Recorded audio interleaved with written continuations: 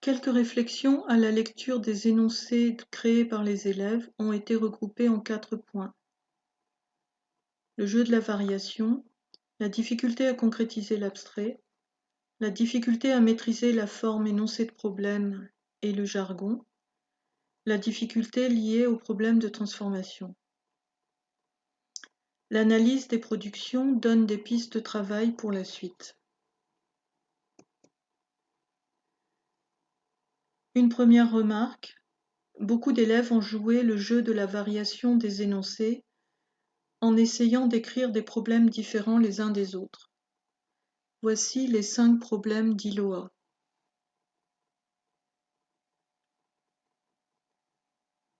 Enlever est le contraire d'ajouter. Il y a 4 problèmes où l'on demande combien ajouter à 4 ou à 5 pour avoir 9, et un problème où on demande combien enlever à 9 pour avoir 5. Dans tous les cas, la question porte sur une partie de 9. Ces 5 problèmes pourraient servir à montrer l'équivalence entre problème partie tout et problème de transformation. Voici les 5 problèmes de Midori.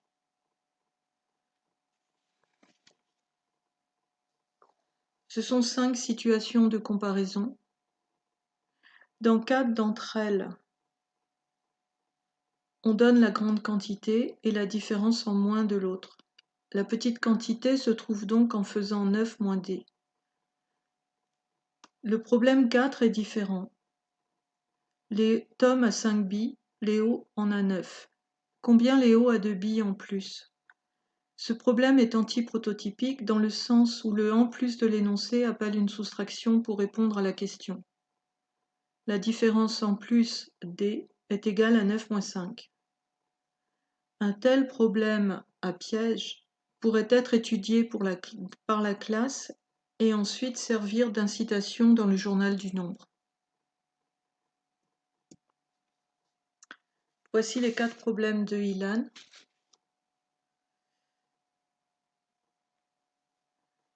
Dans les problèmes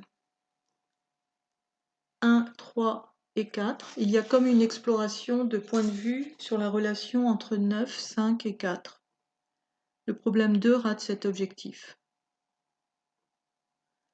Dans le problème 1, on cherche la partie restante.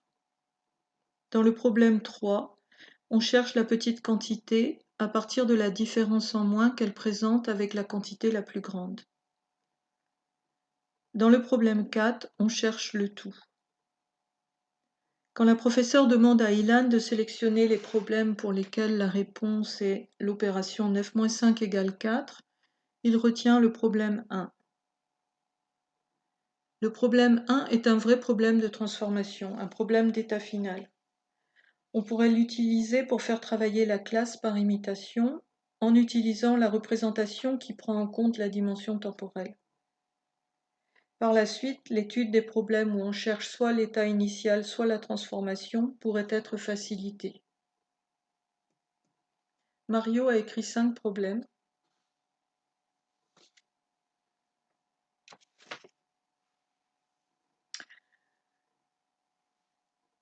Les problèmes sont variés. Dans le problème 1, on cherche la différence en plus.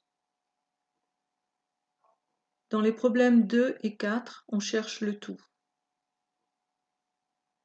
Dans le problème 3, il y a une transformation et on cherche l'état final, le reste. Il y a ensuite une comparaison entre ce reste et une autre quantité. Dans le problème 5, le nombre cherché est en relation d'égalité avec un tout qu'il faut calculer. Les problèmes 3 et 5 pourraient être étudiés collectivement en classe. Léo a écrit un premier problème. Au foot, Léo a marqué 9 buts.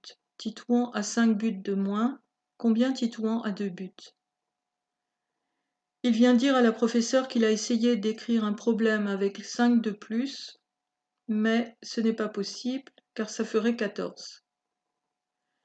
Il lit où en Titouan a 9 buts, Léo a 5 buts de plus. Combien Léo a de buts? La réponse est il a 14. La professeure lui dit qu'il y a une solution et qu'il faut peut-être changer la place du 9 dans l'histoire. Léo travaille, revient avec une nouvelle proposition. Ohan, Titouan a des buts. Léo a 5 buts de plus que Titouan. Léo a 9 buts. Combien de buts a Titouan? Que se passe-t-il quand on veut remplacer 5 de moins par 5 de plus dans l'énoncé? Léo s'est donné une contrainte linguistique, utiliser l'expression 5 de plus, contrainte probablement doublée d'une contrainte sémantique, c'est lui qui a le plus de buts. Il rencontre son ignorance après un essai qui n'aboutit pas. En effet, la réponse 14 le fait sortir de la contrainte du triplet 9, 5, 4. Il travaille et aboutit à un problème de différence non prototypique. Et en ce qui concerne le nombre de buts, la situation est identique à celle du problème initial. Léo, 9 buts, Titouan, 5 buts. Ce serait intéressant que Léo présente son travail à la classe. Sur la difficulté à concrétiser l'abstrait d'une formule, ce passage de l'abstrait au concret peut s'avérer difficile, voyons-le sur un exemple. Shaina a écrit 5 problèmes similaires, voici celui qu'elle a retravaillé. Bastien a 4 cahiers, il donne 5 cahiers à Anne et 4 à Morgane. Quelle est la différence?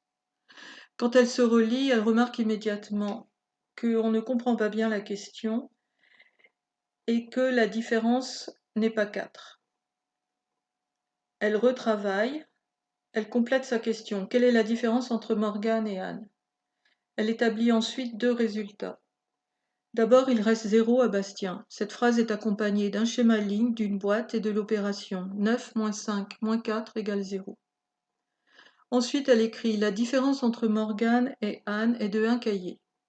Un schéma ligne accompagne cette phrase. Dans tous les problèmes de Shaina, le tout 9 est scindé en 2 parties, 5 et 4, et la question porte sur la différence entre 5 et 4. Shaina sait représenter et calculer la différence entre deux nombres présentés dans une situation. Ce qu'elle n'arrive pas à concevoir ici, c'est la différence en restant dans le triplet 9, 5, 4. Et cela bien qu'elle sache produire un système d'écriture lié à une boîte. Ces écrits montrent la nécessité de reprendre l'étude de la situation de comparaison. Les données numériques d'une telle situation constituent un triplet que l'on voit dans la boîte. On peut y associer 2 soustractions, le tout moins une des parties, afin d'obtenir l'autre partie. Sur la difficulté à maîtriser la forme énoncé de problème et le jargon. Un énoncé est un écrit, un type d'écrit dans lequel on pose une question au lecteur à partir d'un énoncé. Une quantité doit être présentée comme inconnue alors qu'elle est connue de l'auteur. Ensuite, il faut pouvoir se mettre à la place du lecteur. Est-ce que le lien entre le nombre inconnu et les autres nombres est suffisamment et correctement précisé? On voit ici l'importance qu'il y a à donner aux élèves les moyens de raisonner en désignant l'inconnu par un mot, l'inconnu ou un symbole. Point d'interrogation, petit x. À ce type d'écrit est associée une maîtrise du langage, vocabulaire, syntaxe, en particulier une manière spécifique de parler les mathématiques, c'est-à-dire un jargon. À chaque type de problème, on peut associer un jargon particulier. Voyons sur un exemple. Ewen ne sait pas quoi écrire, la professeure l'aide. Sur la proposition de Ewen, elle écrit « Iloa a 4 bonbons ».